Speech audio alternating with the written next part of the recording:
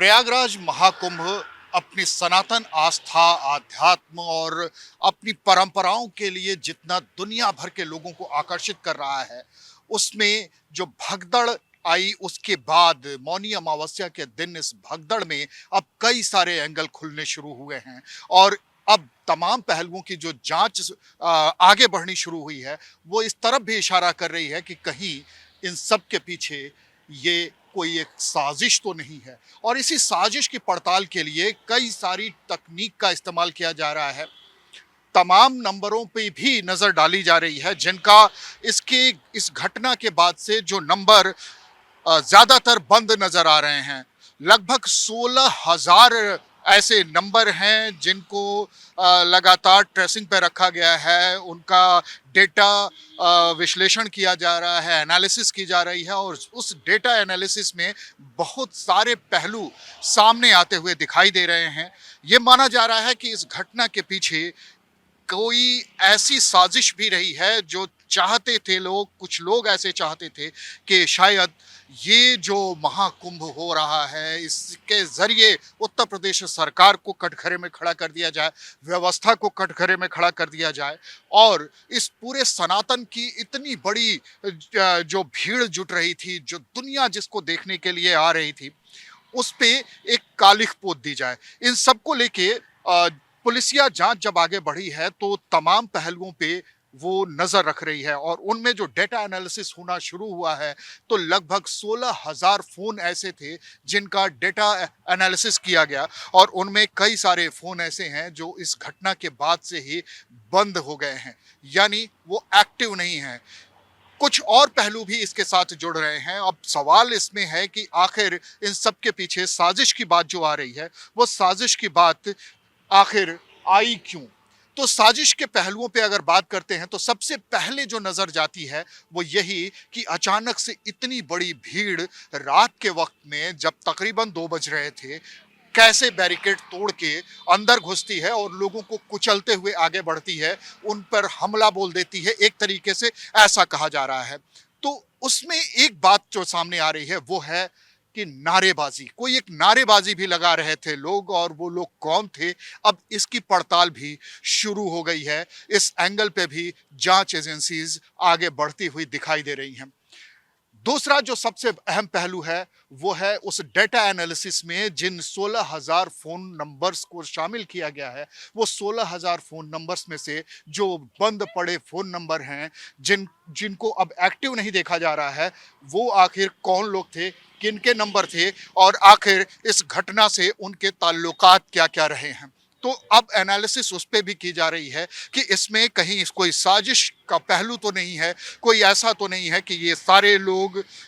कोई एक ऐसे मसले पे बात कर रहे हों या ऐसी चीजें कर रहे हों जो इस पूरे घटना को, इस हादसे को शक्ल दे सकें या उसमें कहीं ना कहीं वो शरीक रहे हों। तो अब उस पूरे मामले की पड़ताल भी शुरू हुई है। दूसरा जो एक और पहलू सामने आ रहा है वो पहलू है इसमें आतंकी गुरुपतवंत पन्नू का, जो कि एक खालिस्तानी आतंकी है और पीलीभीत में जिस तरीके से आतंकियों से मुठभेड़ हुई थी यूपी एसटीएफ और पंजाब पुलिस की और उसमें वो खालिस्तानी आतंकी मारे गए थे, उसके बाद जिस तरीके से उसने धमकी दी थी, तो कहीं इस पूरे मामले में वो धमकी तो अहम किरदार नहीं निभा रहा है, क्योंकि जिस तरीके से हादसा हुआ और हादसे के बाद इस पूरे मामले को लेके पूरे दुनिया भर में एक मैसेज जान भेजने की कोशिश की गई कि ये पूरी व्यवस्था पूरी तरीके से फ्लॉप हो गई है। पन्नू ने एक हमला करने की बात कही थी कि खालिस्तान के जो खालिस्तान समर्थक हैं वो इस पूरे मसले का, इस पूरे जो एनकाउंटर हुआ था पीलीभीत में, उसका बदला जरूर लेंगे और संगम पे वो हमला करेंगे। तो कहीं इसका कोई एंगल उससे तो नहीं जुड़ रहा है, इसकी भी पड़ताल शुरू की गई है और इसका एंगल भी तलाशा जा रहा है। इस पहलू को भी ध्यान में रख के पुलिस आगे अपनी जांच में बढ़ती हुई नजर आ रही है। कुछ और पहलू और जुड़ रहे हैं जो ये बताते हैं कि इसमें कुछ तो ऐसा है जो कहीं किसी ऐसी तरीके से इस पूरे मामले को हवा दी जाए कि ये पूरा मामला जो महाकुंभ का आयोजन है, ये मामला पूरी तरीके से फ्लॉप साबित हो जाए। और इसको लेके बार बार राजनीतिक नजरिए से भी इसको उठाया जा रहा है। और दूसरी तरफ इस पूरे घटनाक्रम में ये जताने की कोशिश हो रही है कि ये पूरी घटना दरअसल अचानक से सिर्फ स्टैम्पर्ड थी। लेकिन उस स्टैम्पेड घटना के बाद जिस तरीके से फोन नंबर्स बंद हुए, जिस तरीके से इतनी बड़ी भीड़ आई, वो जो नारेबाजी कर रही थी, अब इन पहलुओं को भी कि आखिर वो लोग कौन थे। आरोप ये भी है कुछ प्रत्यक्षदर्शियों का या पीड़ितों का आरोप ये है कि वो किसी खास नेता का जिक्र करते हुए वो नारे लगा रहे थे, उसकी जय जयकार कर रहे थे। हालांकि ये इशारा समाजवादी पार्टी की तरफ भी जा रहा था, लेकिन पुलिस अभी इस पूरे मामले को लेके कुछ भी कहने से बच रही है। वो ये जरूर कह रही है कि हम एक एक पहलू की जांच जरूर कर रहे हैं। अब बात उस एंगल के भी जिसको लेके बहुत जरूरी हो जाता है, चूंकि सियासत इसमें इन्वॉल्व होती है। और आज इस मसले को लेकर जिस तरीके से अखिलेश यादव ने संसद में बोला है, भाषण दिया है, उसके बाद ये माना जा रहा है कि इस पूरे घटनाक्रम के बाद जिस तरीके से उत्तर प्रदेश के मुख्यमंत्री योगी आदित्यनाथ शाम होते होते रुआंसे से गले में रुंधे गले से अपनी बात रख रहे थे और कह रहे थे ये बहुत ही दुखद घटना है। उन परिजनों के साथ जिन्होंने अपनों को खोया है, हमारी सहानुभूति है, हम किसी को भी बख्शेंगे नहीं, दोषी बख्शे नहीं जाएंगे। ये इस बात की तरफ भी इशारा करता है कि एक बार ये दूसरा मौका है जब मुख्यमंत्री योगी आदित्यनाथ रोए हों सार्वजनिक रूप से। अपने पिता के जाने के वक्त में भी उनकी आंखों से आंसू नहीं निकले थे, वो भावुक नहीं हुए थे। लेकिन ये भावुकता दरअसल दर्द से उमड़ी हुई पीड़ा थी, जो सामने आने से किसी तरीके से वो रोक पाए। और रुधे गले से उन्होंने कहा था कि जो अपराधी हैं उनको बख्शा नहीं जाएगा। आपको याद दिलाऊं कि जब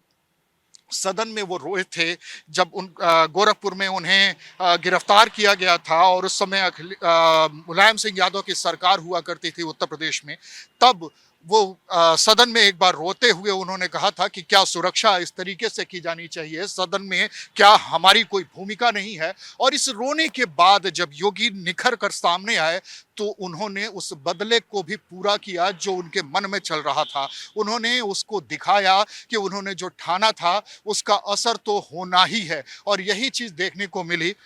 इस बार भी माना जा रहा है कि योगी ने जो भावुकता दिखाई है, जिस तरीके से वो भावुक रहे हैं, उसके बाद से एक दूसरा एंगल सामने आता है कि उन तमाम अपराधियों की काल सामने आई जब वो उत्तर प्रदेश में मुख्यमंत्री थे। इस पूरे घटनाक्रम में जब गोरखपुर में कर्फ्यू लगा था, उस दौरान जो भी अपराधी थे उनका क्या हश्र हुआ, चाहे वो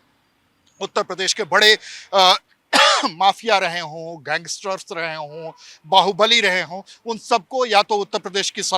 प्रदेश की जेलों में ठूसा गया, उनको सजा सुनाई गई, और या फिर वो एनकाउंटर्स में मारे गए। तो इस तरीके की घटनाएं अगर हो रही हैं और योगी ने एक बार बतौर मुख्यमंत्री ये अगर भावुक हृदय से ये कहा है कि बख्शे नहीं जाएंगे, तो ये माना जा सकता है कि बहुत जल्द इस पूरे मामले की सच्चाई भी सामने आएगी। न्यायिक आयोग की रिपोर्ट का इंतजार किया जा रहा है और इंतजार किया जा रहा है पुलिस या उस जांच का भी जिसमें एसटीएफ भी इन्वॉल्व हुई है, जिसमें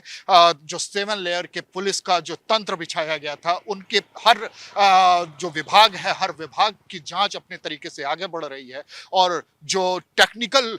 सपोर्ट लिया जा रहा है, जो सीसीटीवी से एआई के जरिए उन तमाम चेहरों को पहचानने की कोशिश की जा रही है जो इस घटना में शामिल थे। उन 16,000 फोन नंबर्स को भी डाटा एनालिसिस पर रखा गया है और उन चेहरों को भी पहचाना जा रहा है जो संदिग्धों के रूप में वहां पे पहचान में आए हैं या उन्हें संदिग्ध माना जा रहा है। और डाटा एनालिसिस के साथ साथ एआई का भी सपोर्ट लिया जा रहा है, जिसमें face recognition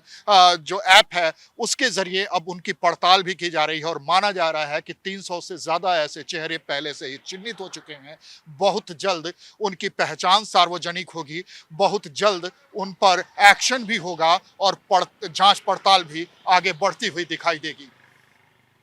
video journalist Sarvjeet Singh के साथ अखंड प्रताप शाही, इंडिया डेली, लखनऊ।